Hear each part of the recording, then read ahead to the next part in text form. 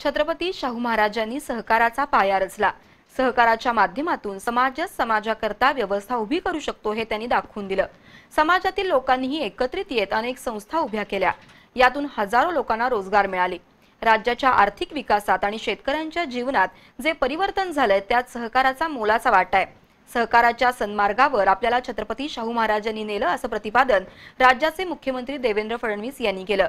राजे विक्रमसिंह घाटगे यांच्या शिक्षण, सांस्कृतिक, क्रीडा आणि सहकार क्षेत्राच्या परंपरेबरोबरच आता राजकीय वारसाही समरजित सिंह घाटगे यांनी जोमाने पुढे न्यावा अशी अपेक्षाही मुख्यमंत्री फडणवीस यांनी व्यक्त केली। कागल कोऑपरेटिव्ह बँकेच्या नामकरण सोहळ्यात ते बोलत होते।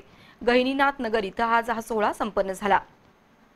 कागल इथं दी कागल कोऑपरेटिव्ह बँकेचा नामांतरण सोहळा संपन्न झाला। राज्याचे मुख्यमंत्री देवेंद्र फडणवीस यांच्या हस्ते बँकेचं राजे विक्रमसिंह घाटगे कोऑपरेटिव्ह बँक असं नामकरण करण्यात आलं।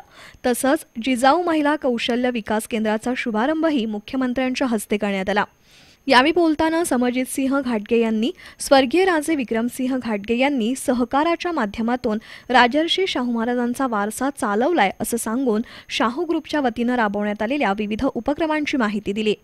40 गावं कारखान्याच्या कार्यक्षेत्रात आणली जाणार आहेत। सेंद्रिय शेती आणि सौर ऊर्जेचा प्रयोगही करण्यात येणार असल्याचं त्यांनी सांगितलं। सध्या कागलच्या काही नेत्यांकडून आपल्यावर पातळी सोडून टीका होत असल्याचं सांगत समरजित सिंह यांनी आक्रमक पवित्रा घेतला।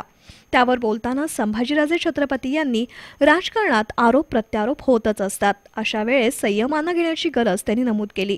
हा धागा पकडून मुख्यमंत्री देवेंद्र फडणवीस यांनीही समरजित सिंह यांना टीकेकडे दुर्लक्ष करण्याचा सल्ला दिला। आपल्या कृतीतून विरोधकांना मात देण्यासाठी आपण प्रयत्नशील राहावं असं सांगितलं। पातळी सोडून टीका करणाऱ्यांना जनताच त्यांची जागा दाखवून देईल असा इशाराही फडणवीस यांनी दिला। शेती आणि शेतकरी यांच्या हितासाठी हे सरकार कटिबद्ध आहे। FRP साठी 70-30चा फॉर्म्युला स्वीकारणारं महाराष्ट्र हे देशातील पहिलं राज्य असल्याचं फडणवीस यांनी सांगितलं। एकीकडे ही साखर कारखानदारी योग्य प्रकारे चालली पाहिजे आणि दुसरीकडे त्यासोबत शेतकऱ्याला देखील त्याचं उचित मूल्य मिळालं पाहिजे, त्याला FRP मिळाली पाहिजे। आणि म्हणून FRP देण्याचा आग्रह करत असताना ज्यावेळी साखर कारखाने अडचणीत आले त्यावेळी साखर कारखाने हे म्हणायला लागले की आम्हाला FRP द्यायला अडचण आहे कारण साखरेचे भाव कमी झाले आहेत। त्यावेळी राज्याच्या सरकारनं या कारखान्यांना 2400 कोटी रुपये देऊन त्या ठिकाणी सांगितलं की या तुमच्या संपूर्ण कर्जावरचं व्याज आम्ही भरतो, हे सॉफ्ट लोन तुम्हाला देतो, ते तुम्हाला जमेल तेव्हा परत करा, पण शेतकऱ्यांची FRP ही शेतकऱ्यांना द्या आणि त्या माध्यमातून या ठिकाणी या ऊस कारखानदारीला जगवण्याचं काम हे या राज्य सरकारच्या माध्यमातून आपण केलं। जिथं संस्थात्मक कर्जाची व्यवस्था उभी राहते त्याच ठिकाणी समृद्धी येते। कर्जाच्या माध्यमातून तिथं आर्थिक स्रोत उभे राहतात, त्यातून उद्योगांचा विस्तार होतोय। महिलाही उद्योजकतेकडे मोठ्या प्रमाणात वळत असल्याचं फडणवीस यांनी सांगितलं। आज आमच्या महिला ज्या आहेत त्या महिला मोठ्या प्रमाणात उद्योजकतेकडे वळत आहेत। जगाच्या इतिहासामध्ये त्याच देशांनी प्रगती केली ज्या देशांनी समजून घेतलं की मानव संसाधन म्हणजे केवळ माणसं नाही, मानव संसाधन म्हणजे महिला देखील आहेत आणि त्या देशांनी त्यांच्या विकासामध्ये महिलांचा सहभाग करून घेतला। ते देश पुढे गेले, त्यांची अर्थव्यवस्था पुढे गेली आणि ते प्रगत झाले। आज आपल्या देशामध्ये देखील देशातल्या लोकांना समजत आहे की जोपर्यंत आमची जी मातृशक्ती आहे याची ऊर्जा ही देशाच्या विकासामध्ये आम्ही आणणार नाही, जोपर्यंत मानव संसाधन म्हणून आम्ही त्यांचा उपयोग करणार नाही तोपर्यंत देश समृद्धीकडे जाऊ शकत नाही। पालकमंत्री चंद्रकांतदादा पाटील यांनी काही लोक गावागावात विष कालवण्याचं काम करत असल्याचा आरोप केला। जिल्ह्याच्या राजकारणात सर्वांना बरोबर घेऊन जाणं गरजेचं आहे।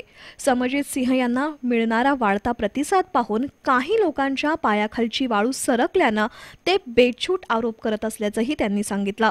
सहकार मंत्री सुभाष देशमुख यांनी तरुणांच्या हाताला काम देण्यासाठी शासन सहकार सक्षम करत असल्याचं सांगितलं। सहकार वाढल्याशिवाय महाराष्ट्र समृद्ध होणार नाही। राज्यातील 13 जिल्हा मध्यवर्ती बँका डबघाईला आल्यात, त्यांना ऊर्जितावस्था आणण्यासाठी समिती स्थापन केल्याचं नामदार देशमुख यांनी सांगितलं। यापूर्वी महिला बचत गटांचा वापर राजकारणासाठी केला गेल्याचा आरोपही त्यांनी केला। यावेळी पंडित पाटील, अशोक सातुशे यांनी मनोगत व्यक्त केली। श्रीमंत प्रवीणसिंह घाटगे, आमदार अमल महाडिक, सुरेश हळवणकर, जिल्हा परिषद अध्यक्षा शौमिका महाडिक, बाबा देसाई, सुहासिनी देवी घाटगे, नवोदिता घाटगे, वीरेंद्रसिंह घाटगे यांच्यासह बँकेचे पदाधिकारी, शाहू ग्रुपचे संचालक आणि परिसरातील नागरिक मोठ्या संख्येने उपस्थित होते.